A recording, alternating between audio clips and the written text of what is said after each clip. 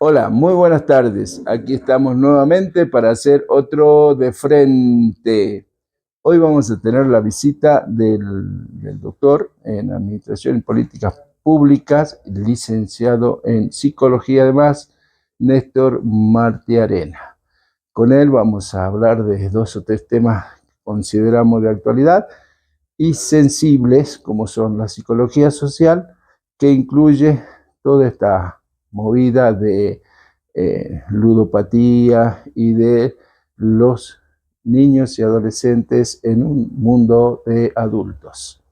En un minuto estamos con él. Bueno, a esta hora vamos a dialogar con el doctor Néstor Martiarena, como lo habíamos anunciado. ¿Cómo estás, Néstor? Buenas tardes. Muy bien, gracias Carlos por la invitación. Acompañarnos. Muy amable. Nos interesa conocer algo que quizás puede sonar a medio a baladí, pero ¿qué es la psicología social? La psicología social es la psicología en su relación con las cuestiones comunitarias y sociales. Y es continua la relación entre lo psicológico y lo social, ¿sí? El propio Freud decía, el fundador del psicoanálisis, Sigmund Freud, decía que la psicología per se es una psicología social. ¿Por qué? Porque el psiquismo se construye a partir de las identificaciones con otros y otras, con los padres, con la familia. Entonces siempre, donde hay una mente, en realidad hay sociedad interiorizada, introyectada. Claro, porque uno por ahí está el caso clínico, que es un caso, y todo el mundo habla de eso. Si el presidente está loquito, por ejemplo, ¿no? Entre comillas, o no. La chica esta, Brenda Uriarte, está loquita, ahora la quieren hacer pasar por... Serían casos, pero eso también tiene un entorno. Exacto. Y el modo de ser y de pensar de Brenda, de Milei, de cada sujeto, de cada persona, el modo de ser, de pensar, el psiquismo de cada uno, tiene que ver con los vínculos de cada uno. Milei es Milei porque seguramente ha tenido ciertos vínculos con sus padres, con su hermana, con su entorno, y Brenda Uriarte también. ¿Sí? O sea, cada uno es quien es mentalmente, ante todo por lo social, ante todo por los vínculos con los que interactúa. Y eso se puede, a ver, para graficarlo entre... se puede fabricar o prefabricar, o sea, yo puedo fabricar que tengo algún problema psicológico, psiquiátrico. Es muy difícil. Es difícil. A ver, sería querer fabricar actuar como si. Actuar como si tuviera cierto trastorno mental, sería propio de una personalidad psicopática, de una estructura perversa, ¿sí? Sobre todo psicopática. No son la gran mayoría de las personas. Sí, claro. Pero, bueno, alguien que tenga esa estructura psicológica y el tiempo para construir ese personaje de alguien con un trastorno, bueno, le llevaría casi las 24 horas del día, ¿no? Sería bastante complejo. Bastante difícil. Y para eso hay mecanismos y hay herramientas como para poder determinarlo. Por supuesto, si es real o no. Los psicólogos y psicólogas hacemos psicodiagnósticos y de esa manera podemos determinar cuál es la estructura psicológica de una persona.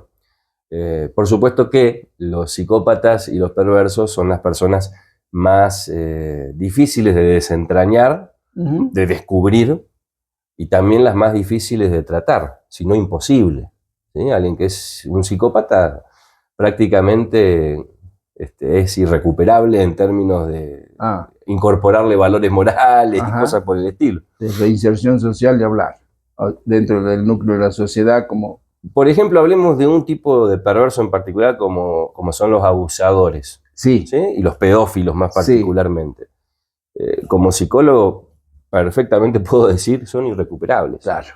Es más, debería existir un tipo de institución distinta de la cárcel, también de encierro, y específica para abusadores.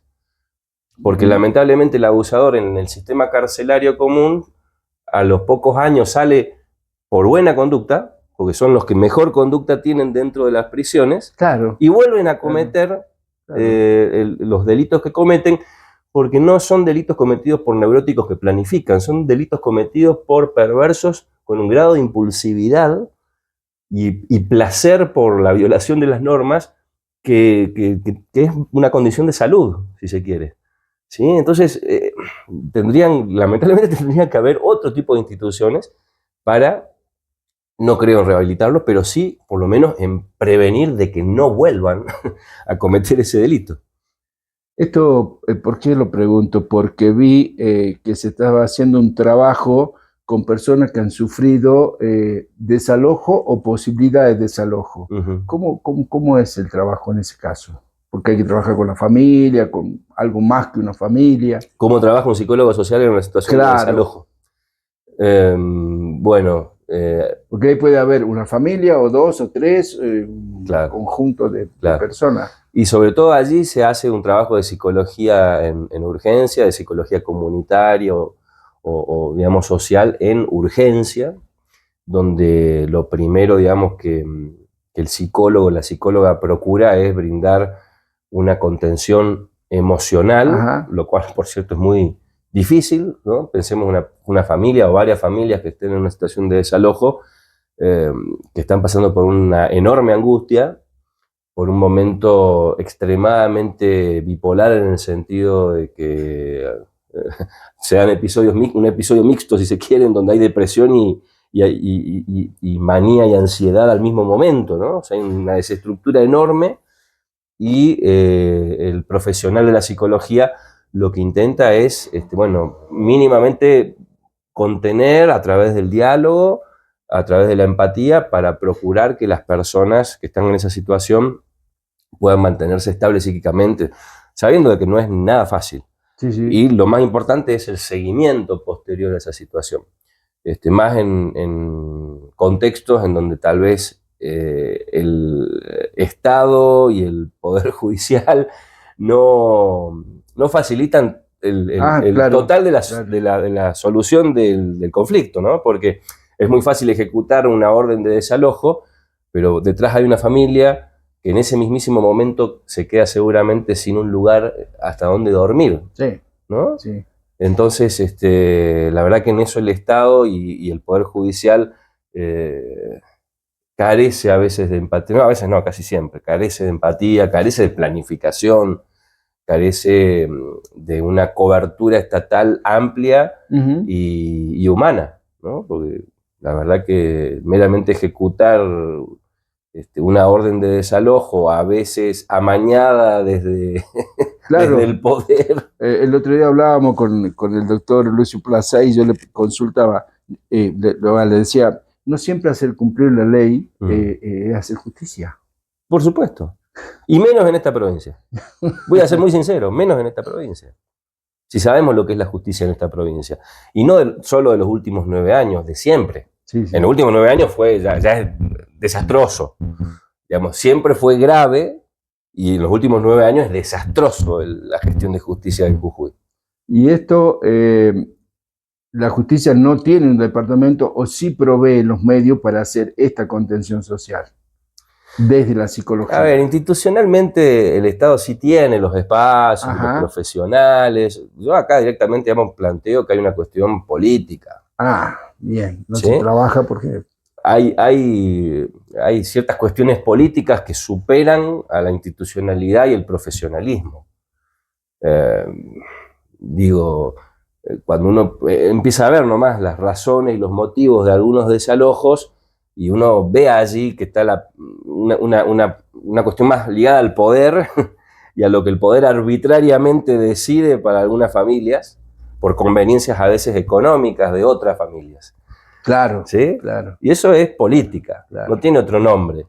Sí. Es el uso político de la justicia. Y lamentablemente en Jujuy lo vemos, insisto, de toda la vida y en los 9 últimos años peor que nunca. Y siempre a beneficio de quien maneja el poder, tanto ya sea ejecutivo, legislativo, judicial, Uh-huh. el poder económico. Totalmente, totalmente, totalmente. Esto es realmente grave, ¿no? Y ahora con esto, hoy Hoy veía el hecho de que estamos tratando de bajar la imputabilidad en los menores a 13 años, pero no hablamos de la contención social, no hablamos de generar mejor educación, mejor acceso a la salud, teniendo en cuenta, dentro de lo que es la psicología social, el impacto que está teniendo este gobierno nacional y provincial en los trabajadores, en los jubilados, en todos.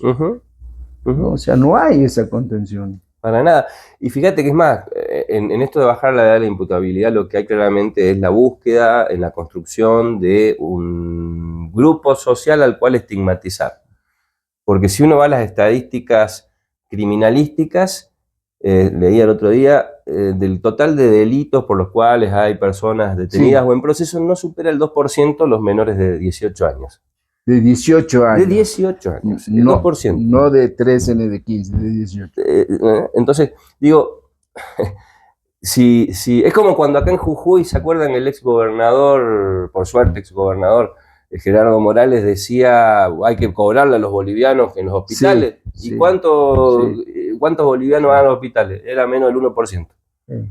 ¿Sí? Entonces digo, es buscar estigmatizar a alguien, el chivo expiatorio. Decir, bueno, ¿a quién culpamos? Y culpemos a los adolescentes, que ya hay un discurso instalado y conservador, que la gente se lo come como ensalada, de que los adolescentes son, ¿no?, los responsables de todos los males en los barrios y qué sé yo. Entonces es muy fácil decir, bueno, y lo solucionamos además apresándolos.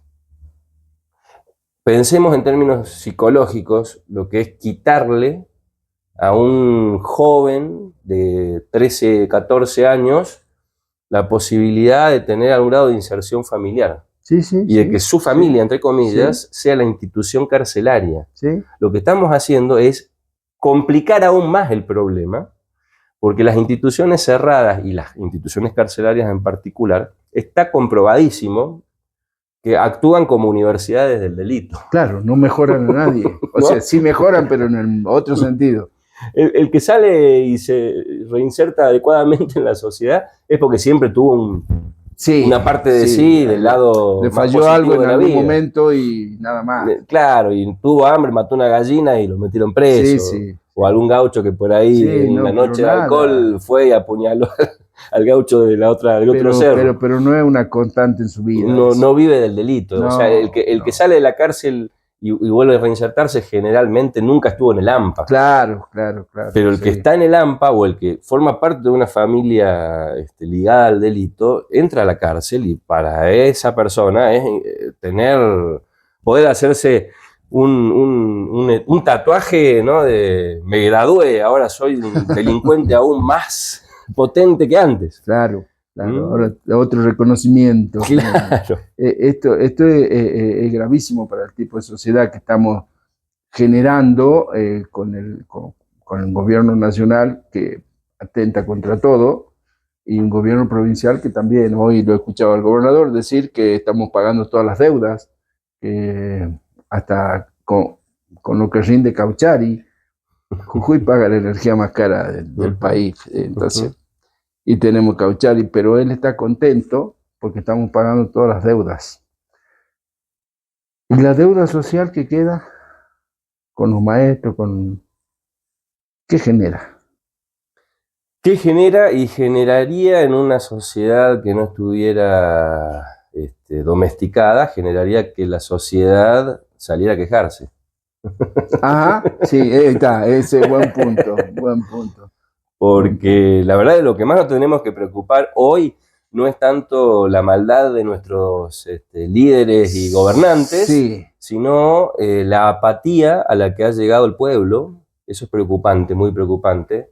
El discurso de, no, bueno, pero démosle tiempo, es el mismo discurso de una persona que se ha acostumbrado al abuso y que siente pena por su abusador. Ajá. No, pero pobrecito, ya va a cambiar. Démosle tiempo para que haga... Sí, los típicos casos de violencia familiar por ahí. No, bueno, pero después... Es bueno, en el fondo es bueno, ¿no? Ya va a cambiar.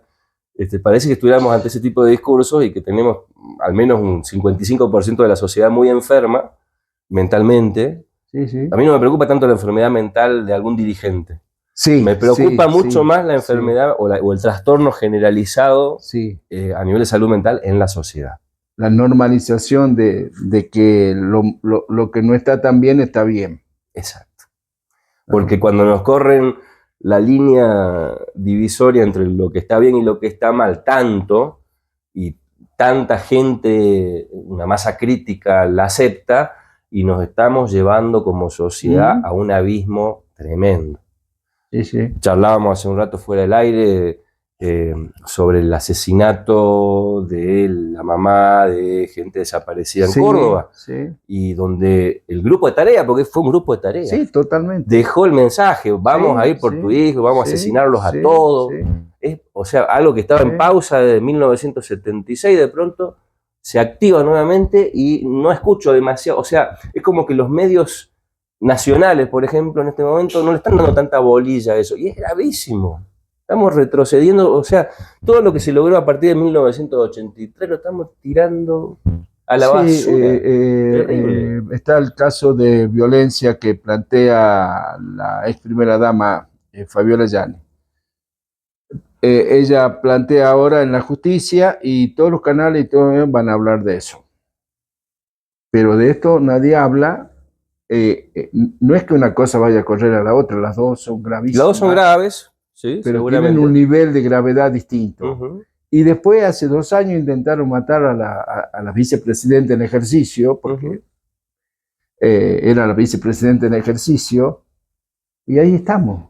Y por eso hablábamos hace un rato de que la justicia es uno de los poderes más cuestionados, ¿no? Y que está manejado políticamente, indudablemente, porque en cualquier país que intente ser civilizado, un intento de magnicidio se investiga, se juzga y se sentencia para, más allá del signo político de quien haya sido víctima, para frenar, para que esto no se naturalice, como decís. Claro, totalmente. Pero esto va pasando así. Y consultaba acerca del tema esto de la imputabilidad de los menores, porque hay algo que nos preocupa y que muy poco rebote tiene, y es el tema de la ludopatía infantil y adolescente, preadolescente de esa edad, liberada prácticamente, o sea, con la cajita esa que tiene en la mano. Los teléfonos, con las redes. Escuchaba, de hecho, hace algunos meses un experto en el tema, hay alguien que milita en el tema, y brindaba una información fabulosa a esta persona, que me llevó también a preocuparme, ¿no? Como psicólogo por esa cuestión. Y en algún otro análisis que he hecho en algún otro lugar, planteaba de que es parte, si se quiere, de la preparación perversa que se le da desde el poder a la juventud, para que la juventud entre en procesos adictivos, ¿no? Y no hay peor adicción que la adicción sin sustancia. Claro. Porque la ludopatía es una adicción sin sustancia, o sea, no hay alcohol, no hay cocaína, no hay marihuana, no hay droga. Es una adicción conductual o psicológica, en donde se va dando la repetición y el reforzamiento y el condicionamiento psicológico para que no podamos vivir sin apostar. Sí. ¿No? Y el reforzador más fuerte es precisamente las pasiones que el fútbol genera. Sí. Porque realmente, digamos, todos y todas los que nos gusta el fútbol, tenemos una tendencia natural a sentir placer o displacer muy intenso en un partido de fútbol. Así, gane, pierda, empate nuestro equipo, la pasión por los colores del club al que uno sigue, actúan como un reforzador, como una zanahoria, ¿no? De venir, hace algo por mí. Y el hace algo por mí, cuando es apostar, la verdad, no es un uso inteligente del deporte, ¿no? Me parece que es usar el deporte, como en su momento lo hacía, que es el automovilismo con cierta marca de cigarrillo, usar el deporte de reforzador para incentivar hábitos nocivos para la salud, hábitos adictivos, y que indudablemente tienen todo un mercado por detrás, ¿no? Y un lavado de dinero enorme, porque bien sabemos que las casas de apuestas y las financieras y qué sé yo, a lo que se dedican ante todo es a mover dinero y a lavar dinero. Y al dinero que uno no sabe ni de dónde viene ni por qué llegó. Paréntesis al margen, hago un paréntesis interesante. La zona franca de La Quiaca, el 51% accionario de la zona franca de La Quiaca la tiene una empresa de juegos televisivos. De juegos ¿no? Para que nos demos cuenta de la magnitud del problema y cómo el capitalismo financiero busca, ¿sí?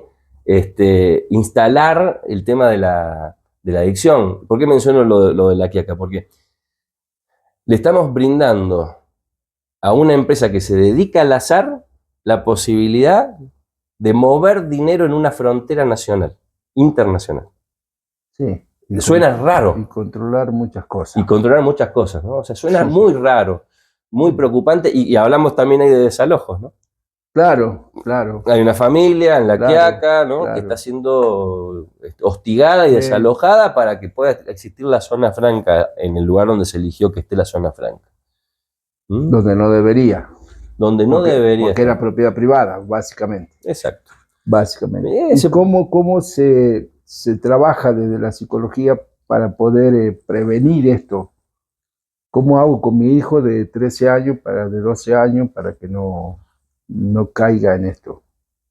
A ver. Controlo el celular, no tengo idea, no tengo hijos de esa edad tampoco. Lo más importante es tener en claro de que hay,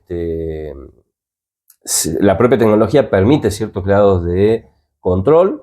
Estamos hablando de minoridad, por ende los padres están perfectamente habilitados a ejercer el control parental en los aparatos de telefonía.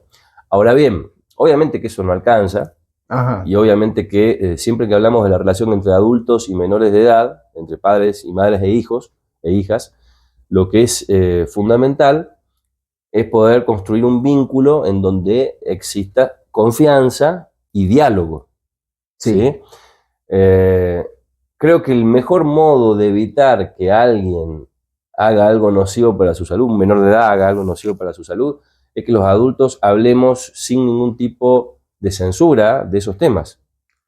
Bien. ¿Sí? Si quiero prevenir que a mi hijito desde los 2 o 3 años no tenga un problema de abuso, le voy a hablar claramente de los 2 o 3 años en palabras que entienda lo que es una situación de abuso. Bien. Y qué signos va a encontrar para que, bueno, le llame la atención.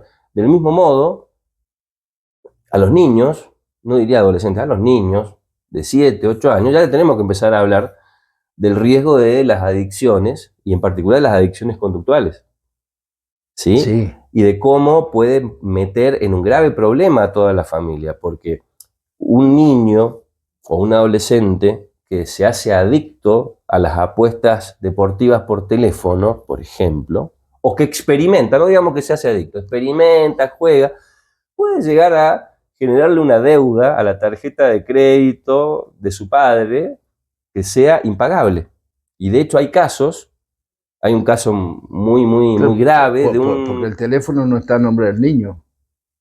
El tema es que vos pensás en las travesuras de los niños y los adolescentes para hacer este tipo de cosas.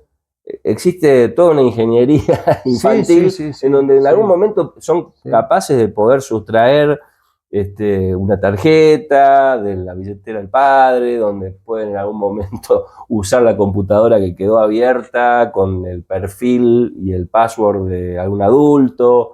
Digo, hay muchas formas en que un niño puede llegar a hacerse pasar por un adulto en las redes y entrar en el terreno de este tipo de gastos o conductas inadecuadas.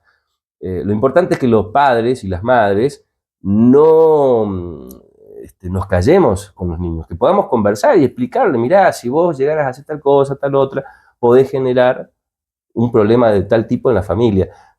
¿Por qué lo digo? Porque han habido casos, sí, al menos uno que yo conozco, a nivel nacional, en donde el adolescente se suicidó. ¿Por qué? Porque de pronto el padre se enteró de que tenía un gasto en tarjeta de más de 500.000 pesos, ¿sí? Le había hecho un buraco al padre, y la vergüenza del niño, del adolescente, lo llevó a matarse. Claro. Y de esto tenemos que alertar a nuestros niños, para que nuestros niños y nuestros adolescentes sepan que no es, o sea, que un celular es mucho más peligroso quizás por la accesibilidad que la pasta base. Claro. Digo, la pasta Claro. base también es preocupante, Sí, pero sí, sí, sí, apenas sí. es el 1% de las internaciones por adicciones que hay. Pero, 50% es por alcohol y 1% es por pasta base. Sin embargo, hablamos más de la pasta base que del alcohol. pero ahí el chico sale de la casa, tiene que ir a un determinado lugar donde la compra, tiene que llevar la Exacto. plata en el Los bolsillo. teléfonos están en la casa. El acceso a una computadora está en la casa. Y está en la mano de él todo el tiempo. Y la prevención pasa sobre todo porque los adultos tratemos de hacernos un tiempo mayor para, no digo controlar, para estar al lado de nuestros hijos. Porque si no, pareciera que el rol materno y paterno fuera, tengo que controlar, tengo que perseguir, tengo que... Y no somos la policía. Tenemos que cumplir el rol de padres y madres. El rol de padres y madres es de un modo amoroso hacerle notar que hay límites. Y de un modo amoroso a veces es meramente una conversación. Y cuando se manda una macana, bueno, para, desdramaticemos. Sí, te mandaste tal cagada, bueno, yo a tu edad tal vez me mandé esta y esta. Pero ¿sabes qué? A mí, te cuento mi experiencia, me pasó esto y esto. Y yo no quiero que a vos te pase lo mismo, yo quiero que vos te una... ¿no? O sea, poder charlar. Porque ejercer autoridad no implica dar un chirlo o pegar un grito o retar todo el tiempo. Al contrario, cuando uno reta, grite, qué sé yo, es más probable que el pibe o la piba se dispare, porque obviamente en la niñez y en la adolescencia, y más en esta época tan estimulante, con las redes y con, ¿no?, la tecnología, lo más probable es que entren en rebeldía, ¿no? Y más cuando las hormonas empiezan a efervecer hacia los 12, 13, 14 años. Y sí, la rebeldía es, pero en buena hora que un adolescente es rebelde, porque es su momento normal, natural de ser rebelde. ¿Sí? Es más preocupante un adolescente apático, peinado con gomina y que, ¿no?, y siempre está rezando, ¿no? O sea, es como me suena más raro, como que ahí yo me preocuparía más en ese muchacho o esa muchacha. Entiéndala. Mi mamá tiene una forma muy particular cuando yo era niño, adolescente. Nos trataba de usted. Ajá. Y ahí ya sabíamos que algo era un andaba mal. Algo andaba mal. Era la señal. Claro. La señal de Batman era esa. Claro. Cuídate porque... Era como el Federico de Doña Florinda. Más o menos. Más o menos. ¿Qué pasó? Néstor, muchísimas gracias por ayudarnos a entender un poco estos temas que parecen cotidianos, pero que tienen una profundidad que se nos escapa. Y vamos a estar charlando seguido, me parece. Bueno, va a ser un gusto, un gusto enorme. Gracias. Muchas gracias.